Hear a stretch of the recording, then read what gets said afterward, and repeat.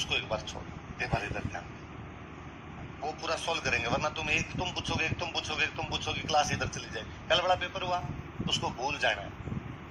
तुम तो खड़ी होगी, पूछो सवाल, तुम पर्ची क्यों दो, मेरे सामने बैठी हो, पूछो सवाल, तो फाड़ दे, पीछे से तब तो फाड़ दीजिए, फाड़। क्लास में कोई भी पर्ची नहीं भेजेगा, मैं जेठ लगता हूं तुम्हारा।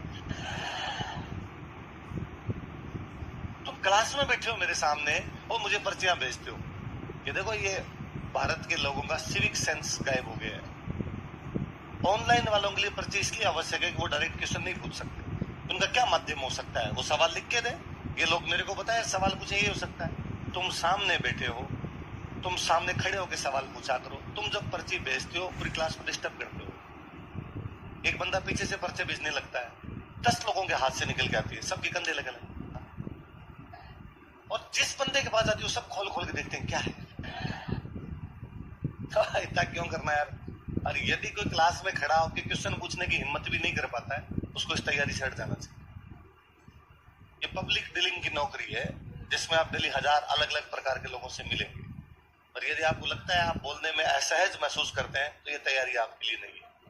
फिर कोई ऐसा जॉब देखिए जो वर्क फ्रॉम होम हो, आप घर से बैठ के काम कर लें, जिसमें आपको बाहर ना निकलना पड़े, क्योंकि आप बेननी हो, घूंघटा रखते हो, बाहर जाके निकलने में आपको शर्म आती है, 10 लोगों से आप बातचीत नहीं कर सकते। तमाम क्लास में कोई पर्ची नहीं, किसी भी सब्जेक्ट में नहीं, जो उसके क्लास में खड़े होकर पूछे। आपको मना किया कभी? बस एक, मैं यहाँ से 9 बजे निकलूं, उस टाइम कोई सवाल ना पूछे, क्लास में पूछे, उस टाइम मेरी अगली क्लास का टाइम हो रहा होता है। फिर तुम लोगों में एक वो भी गायब हो गया कि मैं यदि बीच में खड़ा हूं तो तुम आगे नहीं आओ, फिर मेरे वो निकलने ही नहीं देते, तुम सारे बीच में आ जाते हो। नहीं तो मेरे को निकलने का टाइम मिलता है, न फिर और मेरे अगली क्लास का टाइम होता है।